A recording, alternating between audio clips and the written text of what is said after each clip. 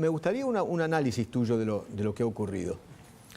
Mira, Eduardo, claramente, empezando de lo más importante para abajo, es el primer gran triunfo político que obtiene el gobierno, en particular desde el Congreso. Hasta ahora había tenido muchos sinsabores, es la primera vez que se retira con el objetivo cumplido. Obviamente el desafío del Senado por delante todavía es más complejo, pero lo cierto es que logró atravesar el recinto de diputados. Para eso cambió muchas cosas que yo creo que es a donde tendríamos que poner un poco el ojo, ¿no?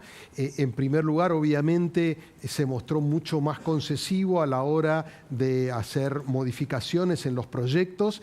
Pasó de esa postura extrema, maximalista en el verano, donde decía no se puede tocar, la ley es esta, claro, con más de 600 artículos, a una versión mucho más acotada, más conversada.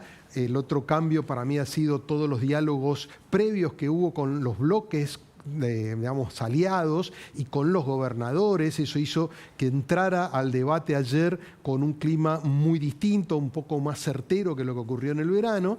Y después yo agregaría una cosa más que se reflejó a lo largo de la larga sesión, que tiene que ver con que aceitaron el mecanismo interno dentro de la Cámara de Diputados. Hoy se lo notó a Martín Menes mucho más sólido en la conducción de la sesión. En aquel caso recordarás que todo el tiempo Pichetto trataba de restituir el rumbo de la sesión, que empezaban a tironeárselo entre distintos actores. Hoy fue mucho más ordenado y también desde yo te diría la voz cantante del bloque, en una primera parte Santurio, después Espert, fueron mucho más sólidos que lo que habían sido en aquel caso Sago y Bornoroni. Entonces, me parece que también se ajustaron varias clavijas, que en una sesión tan larga, con tantos temas, es muy natural que haya tendencias a desviarse y empezar a plantear cuestiones. Bueno, lograron, yo diría, ir llevando el rumbo para lograr el objetivo principal, con resignaciones, haciendo política, que era algo que el gobierno rechazaba, bueno, aceptando con realismo la situación que enfrenta el Congreso, pero se ha llevado una media sanción de, más allá que esté recortada, es gigantesca. Las implicancias del proyecto son enormes. Sí, totalmente. ¿Y lo que viene, qué datos tenés? ¿Crees que el gobierno podrá seguir el mismo camino del diálogo ahora ya con los gobernadores? Bueno, se supone que ahora viene primero tiene que pasar el Senado. Hoy aparecieron algunas señales que hablan de que ha logrado perforar un poco el sector, llamémosle intermedio, o sea, votaron a favor en general y en algunos capítulos en particular los legisladores de Salta, de Misiones, de Río Negro, que conforman lo que es Innovación Federal. Con lo cual esto puede llegar a tener una traducción en el Senado, no así los de Santiago, del Estero, allí había alguna expectativa.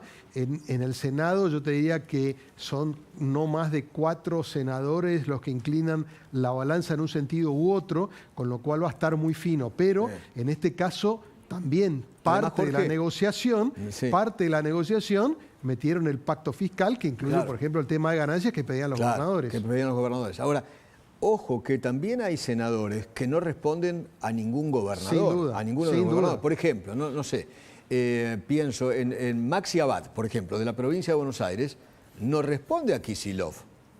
No, de ninguna manera. Bueno, Maxi Abad, aparte, digamos, en todo caso hay que ver cómo se alinea dentro de la estructura del radicalismo, ¿no? Es cierto lo que decís, y de hecho también los gobernadores le advirtieron al gobierno varias veces: ojo con pensar que al arreglar con nosotros los votos en el Senado arreglan con los tres senadores, Claro, porque es muy complejo, ¿no? Entonces ahí hay un cruce de variables que hay que ver cómo operan.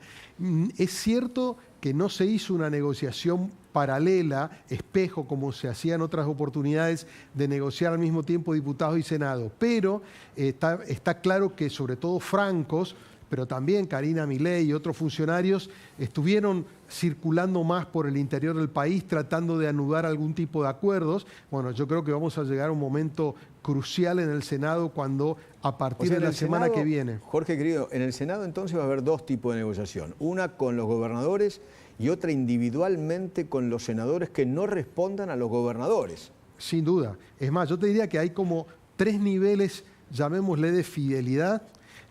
Una, fidelidad al gobernador, que tiene que ver con los intereses de la provincia, otra la fidelidad partidaria, porque naturalmente pertenecen a algún bloque o bancada, y después la fidelidad a sí mismo, digamos, que tiene que ver con los legisladores que dicen, bueno, yo voy a votar, pero ¿cuál es el beneficio para mí? No en plata, quiero decir, pero en todo caso, bueno, habrá que negociar con ellos, sentarlos, a veces son lugares en las comisiones, a veces son pequeñas demandas que tiene, que las administra en el caso del Senado la vicepresidenta Victoria Villarruel, ¿no? Ahora empieza otra película, otra historia, con otros actores. Ahí, por ejemplo, influye... Hoy hubo un almuerzo de Karina con Villarruel, porque Karina tiene una gran influencia en diputados a través de Martín Menem. Claro. Con Villarruel tiene una relación más tirante, pero bueno, hoy se sentaron a almorzar supuestamente para empezar a mirar la estrategia que van a llevar adelante. A mí me da la impresión de que el gobierno, si logra tomar el impulso y sobre todo si no se tira un tiro en los pies, ¿no? Que esto es importantísimo, que es cuidar lo que logró hoy, lo que consiguió hoy, digo en términos de ver qué dice el presidente a partir de ahora, cómo se paran los funcionarios. Yo creo que tiene que cuidar esto que consiguió para ver si logra cerrarlo en el Senado. Venía la semana pasada de tirarse un tiro en los pies, ¿no? Con la marcha universitaria, ¿no? Bueno, yo te diría que la marcha universitaria marcó un quiebre en dos o tres aspectos, ¿no? En primer lugar, con la deficiencia en el instrumental para detectar el humor social. Claro. Dentro del gobierno estaban convencidos que la marcha no iba a ser tan masiva y que en consecuencia no tenía sentido hacer demasiadas concesiones.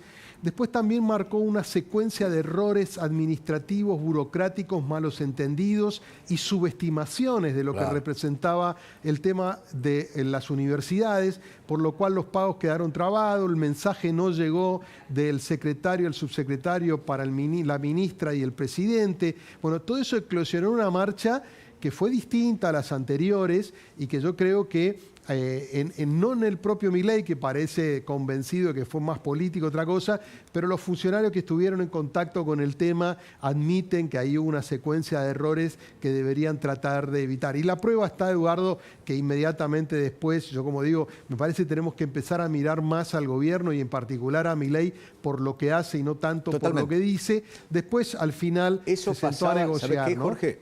Esa frase era de Néstor Kirchner. Claro, le decía a muchos, no presten tanta atención a lo que digo, sino a lo que hago. Exactamente. Que muchas veces lo que hacía terminaba siendo totalmente diferente a lo que decía, ¿no? Por eso, bueno, fíjate lo que ha pasado, por ejemplo, el tema de la marcha universitaria. Mientras él denostaba a Jacobiti, Santiago Caputo estaba arreglando el tema del apoyo para la ley bases. Hoy el sector del radicalismo terminó apoyando la ley bases. Sí. Pero también Santiago Caputo bombardeando el acuerdo con los rectores, ¿no? Por eso. Pero por esa eso fue una gran equivocación. Bueno, todo eso construye al mismo tiempo. Me da la sensación, no sé a vos, que el gobierno está aprendiendo. Y me parece bien, porque cuando se equivoca, pide disculpas, da marcha atrás. Sí, yo creo, Eduardo, que está haciendo un poco, escribí algo al respecto el fin de semana, un giro pragmático, un poco disimulado, porque Milei trata de disimular, pero todo esto que estamos contando, haber hecho cambios, haber aceptado cambios en la ley que en el verano no aceptaban, haberse juntado a dialogar con todos los bloques, haber, digamos, hecho estas concesiones con el tema de las universidades, concesiones, qué sé yo, la homologación de camioneros, concesiones con el tema, o sea, el de las subas de tarifas, o sea, empieza a aprender, es un proceso de maduración que yo creo que están haciendo en el ejercicio de poder, de algo que era previsible, que yo creo que en el ímpetu inicial con el que venía Milei, un poco refundacional, le parecía que con el ímpetu de la elección le alcanzaba para doblegar al sistema político. A mí me parece que esa estrategia encalló, fracasó, y entonces ahí hubo un aprendizaje, una mayor asunción del pragmatismo necesario para actuar en minoría, como está el gobierno, y yo creo que hoy se llevó el primer resultado. Esto me parece que es un punto para aquellos que desde el principio venían diciendo, por ejemplo, el caso del ministro del Interior, Guillermo Franco, ¿no? Que era desde el principio y que en muchos casos quedó, como yo te diría, desautorizado en las negociaciones. Bueno, aparece una revalorización de esa tarea permanente de que la única manera en la política es llegar a consensos, algunos acuerdos, hacer resignaciones y el gobierno se termina llevando un proyecto de mucha envergadura. Gracias, Jorge, querido. Un abrazo muy grande. Igualmente, Eduardo, un abrazo. Chao, mi viejo. Hasta luego. Willy, querido. Chao.